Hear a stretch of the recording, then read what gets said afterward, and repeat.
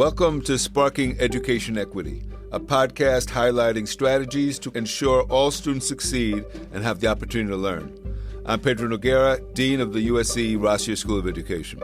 And I'm Louis Friedberg, Director of the Advancing Education Success Initiative and Executive Producer of this podcast. Well, Louis, since our last episode, pressures from the Trump administration on school districts around the nation have continued to intensify, and no more so than on the immigration front. Each day, the Trump administration is accelerating its pledge to deport 11 million undocumented immigrants. That will affect huge numbers of undocumented children, even if they are U.S. citizens. Many of them will have family members and friends who are undocumented and who face the threat of deportation. For school board members, superintendents, and others trying to manage this difficult situation, we're very pleased to have two prominent school leaders joining us today. We are hoping that what they're doing in their school districts will be helpful to other schools that are facing similar threats to their students and families. First, I want to welcome Superintendent Alberto Carvalho of the Los Angeles Unified School District, the second largest district in the nation, and by far has one of the largest number of immigrant children. Welcome, Superintendent Carvalho.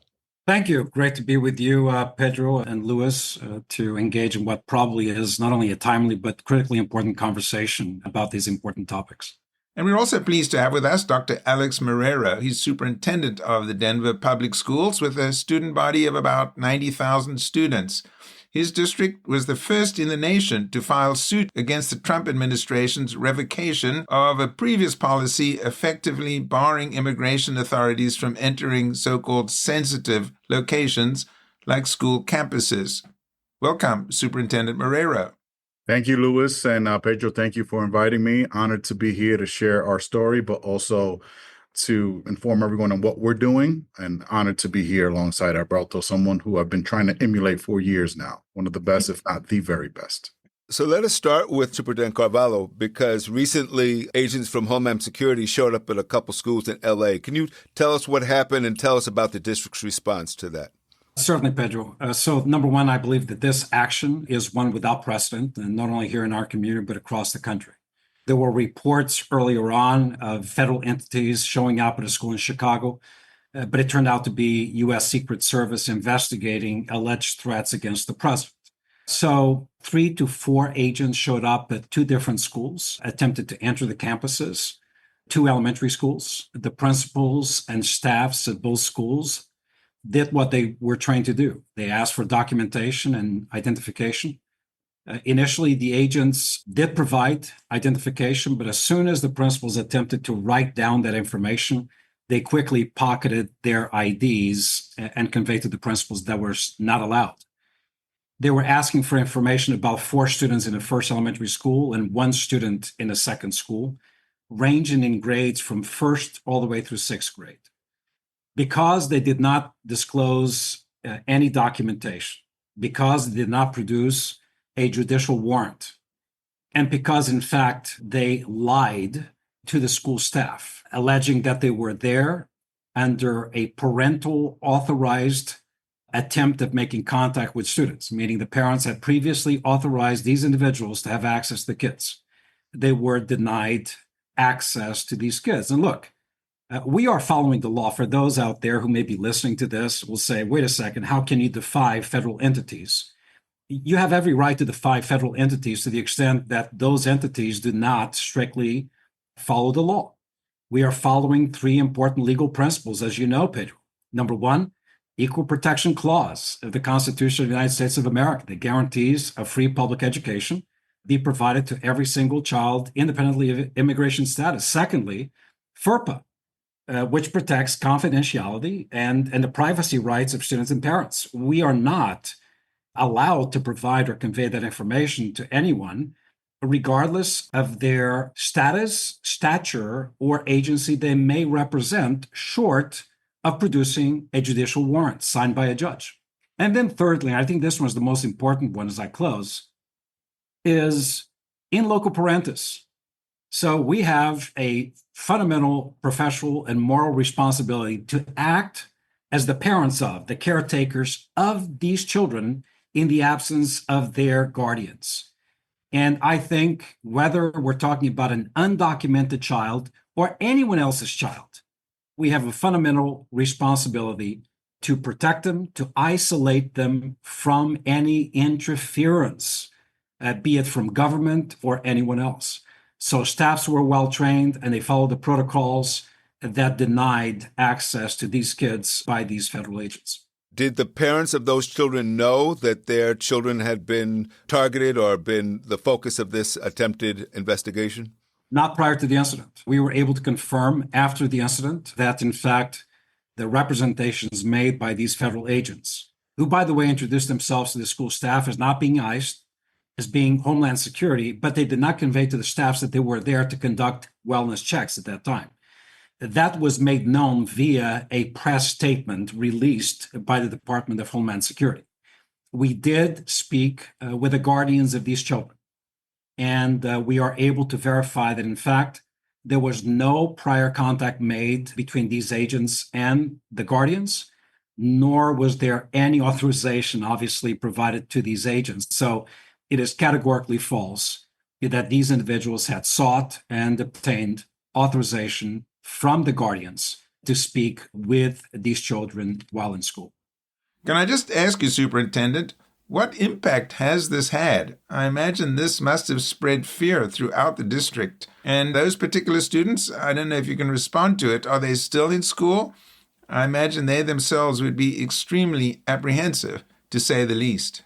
Certainly. So forgive me for not being able to release all details following the protective demeanor that we are compelled to follow. But I can tell you this, that schools like these two schools that saw these actions, but also schools that are located near areas where immigration action has been taken by ICE, saw a temporary dip in average daily attendance.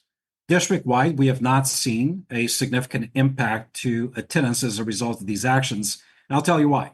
In speaking with parents, parents are conveying to us high level of fear, high level of anxiety, but also a high level of trust in the position that the district is maintaining regarding their kids and their own families. They know because they participated in training webinars, in Know Your Rights seminars. They've been empowered with red cards that clearly delineate their rights.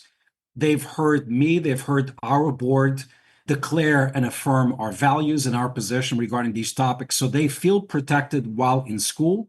And by the way, not just in school, in the school bus, because the school bus is an extension of the school environment. So we have not seen a significant impact, but speaking with parents, anecdotally, we are hearing from them that they are afraid. They are fearful of future actions. They're afraid for some of their family members. In some cases, we're talking about mixed families where one parent may have status in the country, but not the other. So the incredible fear they are facing in terms of possible family separation, separation from children, is something, quite frankly, unthinkable, lacking passion, and in my opinion, not reflecting the values that we believe in this country. And I say this as a former undocumented immigrant to this country. And education saved me and made me. And that is why, while some may have a choice on what to do regarding this important topic, I don't. I have sort of a connection, a professional connection, but also a personal connection to this topic. And I would be the biggest hypocrite if I did not today fight for the rights of those who are currently facing circumstances, fears, anxiety that I remember experiencing over 4 decades ago. Wow. Thank you for that, Superintendent Carvalho. Let's bring Superintendent Marrero into this. We understand that Denver has taken legal action now against the Trump administration because the administration has removed schools as well as churches and courts from the sensitive locations. Can you tell us about that suit? And has there been any similar action to what's occurred in L.A., in Denver? Thank you for that question, Pedro. If I can, before I get into the lawsuit, I just want to get into what the thought process was in anticipation of all the rumors that we heard. So first, I'd like to say that fear should never be used as a tactic by a government. As we just heard from Alberto, it erodes trust, weakens the foundation of our society. Yet that's exactly what has been done by this administration. So we can't continue to function this way. We are the foundation of everything, no matter what it is. Going to go into political science, business, it starts in the schoolhouse. So back in December, if I can, Pedro, we all heard the rumors that the sensitive location policy would be removed under the incoming, at that time, Trump administration. And it's important to note that a variation of that policy had been in place for over 30 years. And that policy, it's had different iterations, but it largely shielded places like schools, hospitals, and churches from immigration enforcement taking place on our grounds. So on the 21st of January, it no longer was a rumor. The Department of Homeland Security issued a press release and announced the rescission of that policy, specifically that the sensitive areas was no longer something that was prohibited, right? So it was just guidance. So it left us, and me specifically, in a state of just wondering, right? So while it was announced that the policy had been removed, the details of the policy were not released. That's an important note in terms of what I'm going to claim as victory in terms of the steps that we've taken. So what has happened, we heard from LA and Denver more so, and across the nation, I would say, this is something that we've heard even from our partners in the Council of Great City Schools. It's impacted schools across the nation. And here in Denver, it caused a dramatic drop in attendance, as new to country students and families feared that simple act of sending your child to school would lead to deportation from the country for the family, right? I'm not exaggerating. I heard it from those. And no, we have not seen what LA has just experienced, although our team is prepared to welcome anyone who wants to attempt to gather some information or individuals. But we have had it happen in our community, which prompted us to really bring forward the suit. So we had to rapidly respond in many ways, training staff, a lot of the exact same procedures that we heard Alberto share in terms of what LA has done. We tallied at that time over 50,000 collective hours of preparation. So to say that we haven't been impacted, our focus, which is teaching and learning, shifted, whether we want to accept it or not. It did, from January until present day.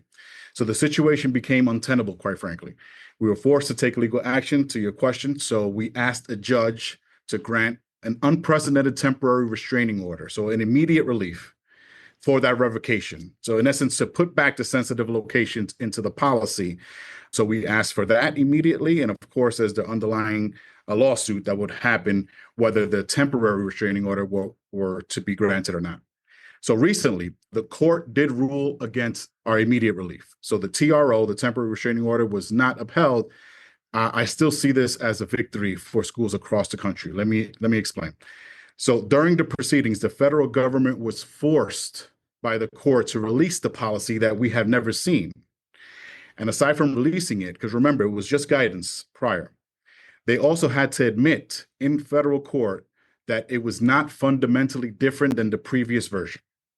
So this was a critical admission by the Department of Homeland Security, because they had to admit in court that they had not actually changed the policy in a meaningful way, and that schools were still considered sensitive locations in spite of the guidance. So in essence, they had to state in court that their bark was worse than their bite. Now, that clearly has not stopped them from attempting to.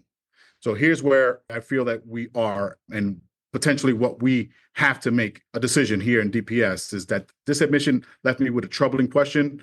Why make such a big show of revoking the sensitive location policy without releasing the language of the policy? The only answer that I have is the intent was simply to create fear. And if that's the case, it begs the question, can we not agree on immigration policy without weaponizing fear against some of our most vulnerable students? So if it was simply to create fear, success, administration, you have succeeded. Attendance has dipped. There has been angst across the nation. But let's not pretend as if what you're trying to accomplish is going to be found in our classrooms.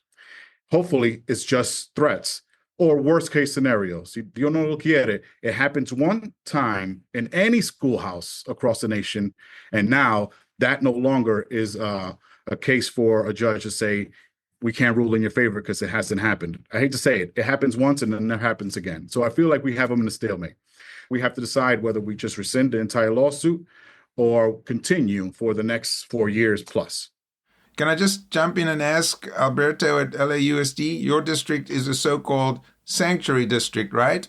We don't necessarily apply that term to self, but it's been applied to us. But we are definitely a protective zone for children and their families. So by definition, we are a sanctuary district located within a sanctuary city, the city of Los Angeles, located within a sanctuary county, LA County, in a state where the Attorney General has affirmed repeatedly his support for our legal position. We follow state law. And shamefully, kids, teachers, school board superintendents are being put in this gray zone sandwiched between federal demands that clash directly with our own policies and existing state law. But yes, we are, by definition, a sanctuary entity on the basis of the protective policies and values for our students, workforce, and families. And Alex Marrero, years ago, Denver Public Schools declared itself a safe and welcoming district. Do you think you can actually say that in the current climate? Should be an easy question to respond to, Louis, but it's incredibly difficult, and that's why I'm going to struggle. I would say, DPS, we strive to provide a safe and welcoming environment for all students, underscore all.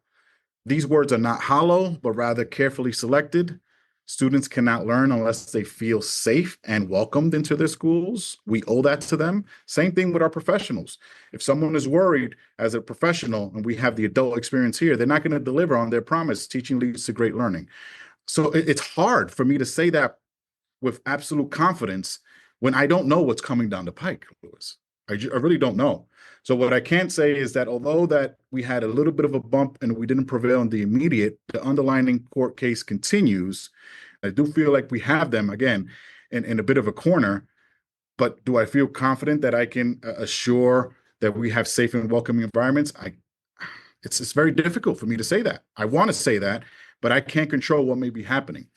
The irony is we don't even know if the school is a safe haven anymore, right? So this is impacting communities in ways that we can't really explain unless you've seen it or worse, experienced it.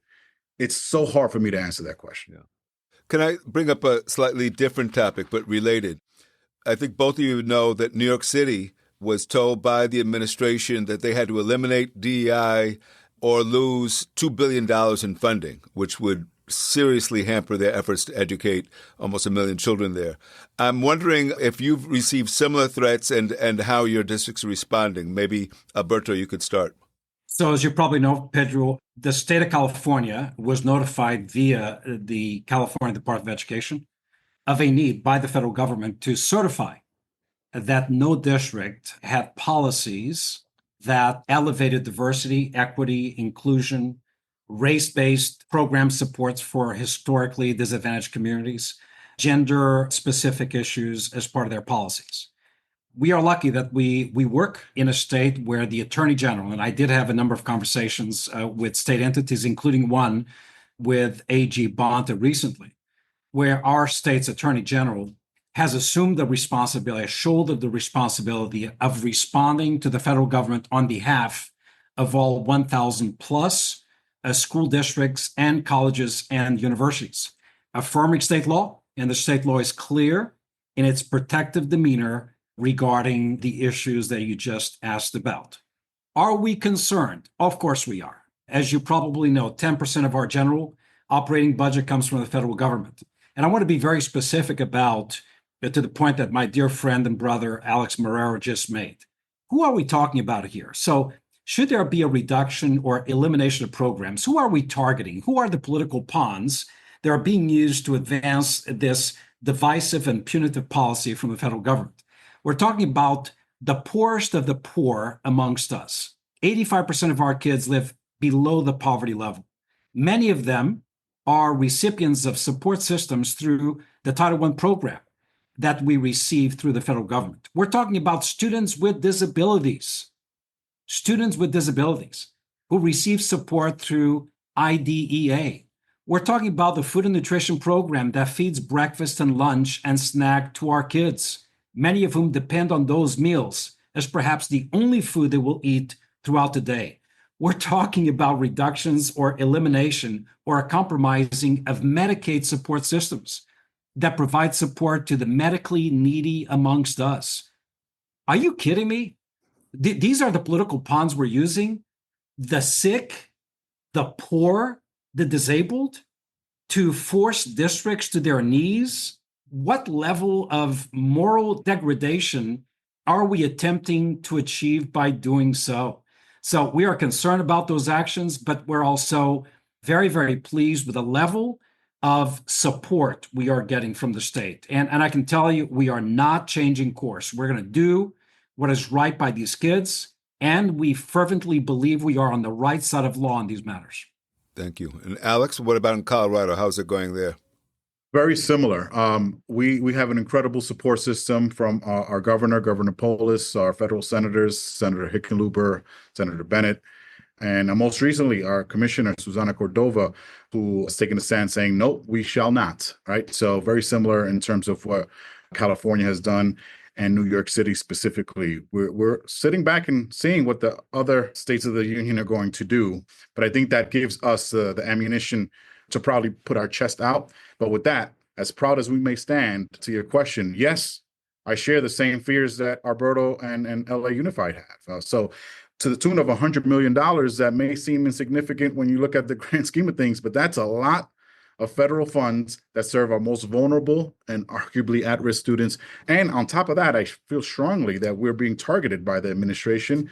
Right around this time when we were pursuing the lawsuit, out of all the bathrooms that exist across all schools, there was one targeted by the federal administration.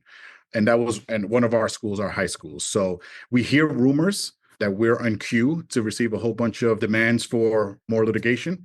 But what we've done is we've taken the approach, and we're in our budget cycle. That $100 million is now allocated in case we need to fund IDEA, in case we need to put more money where it once existed. And the pain point there is we're also negotiating with almost all of our unions, specifically our teachers, where we want to reward them with the best contract possible. But how can I give when I don't know what's going to be there?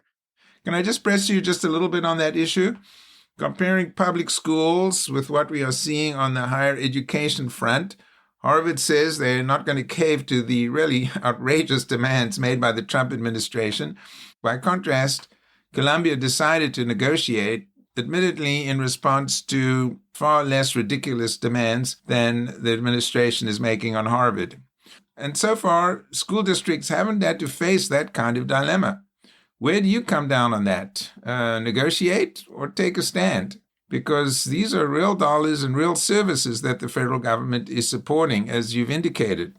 We should never be in a position of negotiating against the best interest of our kids, of our stakeholders, of our workforce. Certainly, we should not be in a position of negotiating the values that we believe in and embrace and apply every single day. So negotiating those serves no great public interest. Secondly, we're in a very different position than Harvard or Columbia. We don't have the resources that those universities have. We do not have the funding, supplemental funding that emanates through philanthropy and other entities that support those universities. We do not have those trusts that Harvard has, valued in the multi-billion-dollar level, that puts the university in a position of saying, we will reject the funding for the purpose of maintaining our values. And so we need to rely on the courts. We need to rely on state intervention for protection, for we do not have at that level of financial cushion. Should there be a decrease or a cessation, even a temporary cessation of funding would be disastrous, because the vast majority of these funds employ people. They employ teachers, psychiatric social workers, counselors, paraprofessionals for students with disabilities. So even a temporary halt to these funds would be disastrous to our budget, but more importantly, disastrous to the point of compromising the level of education and services that kids by law deserve. I mean, kids with disabilities rely on an IEP. That individualized education plan is funded through IDEA. So are we going to be in a position where the federal government itself will force an abdication of a child with disabilities' legal rights and entitlements to an educational environment? That is something that honestly, as an educator of many years, I never thought I would see or even question. But it certainly appears that it is a possibility. Yeah, the irony that the Office of Civil Rights would now be used to take money away rather than to enforce the educational rights of these children is mind-boggling. If I can jump in there to the question that was posed to Alberto by Lewis in terms of negotiating, I would echo what we just heard from Alberto. However, I would invite a conversation. The interesting piece is that you have Alberto Carvalho, Alex Marrero, who were the only two K-12 representatives in the, I guess now defunct, U.S. Department of Homeland Security Academic Council, consisted of well over 20 members, but two K-12 representatives, myself and Alberto Carvalho. And we did some good work. We will meet periodically. And when the Trump administration came on board, I received the notice that I had to, I guess, reapply. Alberto, you told me that you didn't get that notice, but then I recently got one that it's done. Christy Noem, who's the head, I would love to have the conversation because what a missed opportunity to engage college presidents, heads of national unions, and K-12 superintendents. Again, what are we trying to accomplish? If it was fear, success, claim victory.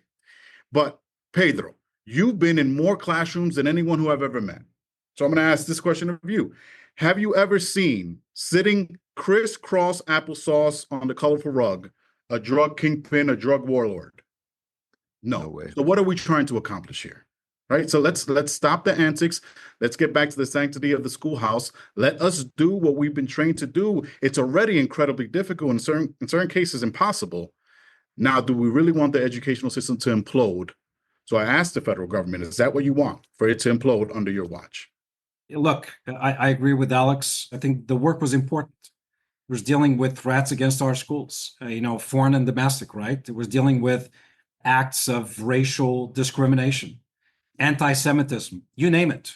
And you had leaders from across the country collaborating with the Department of Homeland Security to ensure that from a policy perspective, from a practice perspective, in terms of funding, that the nation was doing what it could to protect its students. As Alex said, it appears that that function was eliminated. And now, as you wisely declared, the same office that used to file grievances or complaints or accept complaints specific to a lack of services, a dilution or deviation of funding from its intended purpose, whether it's Title I or IDEA for kids with disabilities, is now the office that is almost forcing districts into a position of submission or risk losing the funding that actually protects their guaranteed educational experience and support they deserve on the basis of their circumstance, whether it's poverty, English language limitation, or disability. It's counterintuitive. And again, it reveals a lack of compassion, if nothing else. And Alex said it.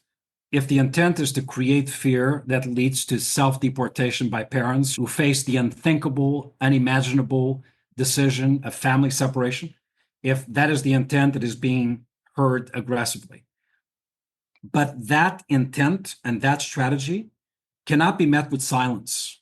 If it is met with silence, we need to always remember, not my quote, that silence always benefits the tyrant.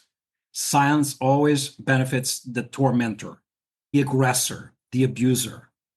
Let that be a position embraced by somebody other than me or Alex. We cannot be silent on these matters. And this presents itself as a scary but golden opportunity to do the right thing for the right reason at the right time. And we should not squander that opportunity.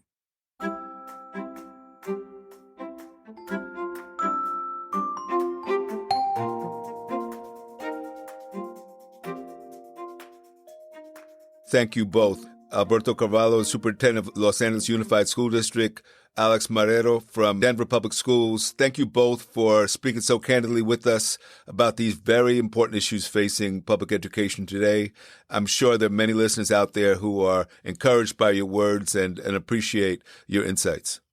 Before we sign off, I'd love to get your thoughts, Pedro, on what the two superintendents had to say. I have to say it was one of the most moving conversations that we've had on this podcast. Yeah, I was struck by the candor, their willingness to speak very openly about their role in protecting the rights of children. The contrast with higher education is striking.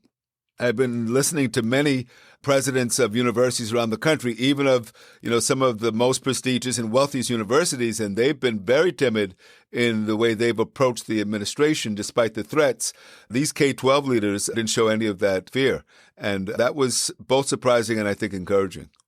Yes, and it was good to be reminded that Superintendent Carvalho was himself an undocumented immigrant. He is an educator to the core and making huge contributions to the United States and to so many kids, not just in California, but in Miami, where he was a superintendent for many years. And then I was also fascinated to learn that both of them were on this task force at the Department of Homeland Security, made up of educators from around the nation. That's what should be happening right now, bringing in the educators, talking about how we are going to deal with this situation that the Trump administration is obsessed with regarding undocumented immigrants. How do we deal with that situation in a way that doesn't crush people's lives, and especially children's lives? It's pretty striking that instead of working with these district leaders, the administration is treating them as enemies and as willing to take away billions of dollars of funds that these children deserve and need to get their education as a threat if they don't comply with their mandates. I hope this is a sign that other districts and states around the country will stand up, because I think the only way to change the policy is to challenge it the way these leaders have. But I have to ask you, Pedro, some people say the federal government only supplies about 10% of a school's budget on average, far less than what many universities are receiving from the federal government. But what I was struck by is that the superintendent said they just can't manage without those federal dollars. Obviously, no public school district has an endowment of any kind that they could dip into. Many are just hanging on financially right now. Many are, in fact, cutting back because of declining enrollments and so on. So this presents a potentially huge challenge to school districts, because the Trump administration seems intent on really weaponizing those federal dollars. No, that's clear. And it would, in fact, destabilize education for the children in these districts. So even though it's just 90%, it still represents, in the case of L.A., over $1 billion and close to that amount in Denver. So we're not talking about small amounts of money. And as both superintendents said, these are funds that are directly tied to meeting the needs of children in poverty, children with learning disabilities, and the health needs of children. So to lose these funds would be, I think, a very significant blow to the children, to the communities, and to the districts themselves. And that means for these superintendents, school board members, and so on, it's not going to be like we are just going to do what you want to do in terms of what the administration is trying to foist on them. There's going to have to be some negotiation. There's going to have to be some engagement, because as both Superintendent Carvalho and Superintendent Marrero said, they rely on these resources to draw on. They can't just say, no, we're not going to cooperate. Yeah, it does. I actually had a conversation with the Chancellor of New York City. They've taken the position that they will not comply with the DEI mandate from the Trump administration to get rid of DEI. Now, fortunately, they have the backing of the state. But to hear these superintendents, as we just did, speak so openly about their role in defending the interests of their children in schools, I think was very encouraging and exemplary. Yes, absolutely. And I just have to say, they're setting an example for the students and setting an example for the next generation. We're at a moment in this country that we've never been before, and how adults and how institutions respond are sending profound lessons to our children.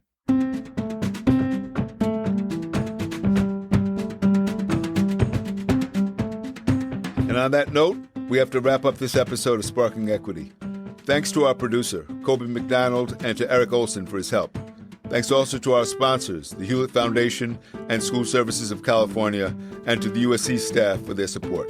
Please let us know about strategies that you think are making a difference in helping school communities respond to these unprecedented threats to public schools throughout the nation.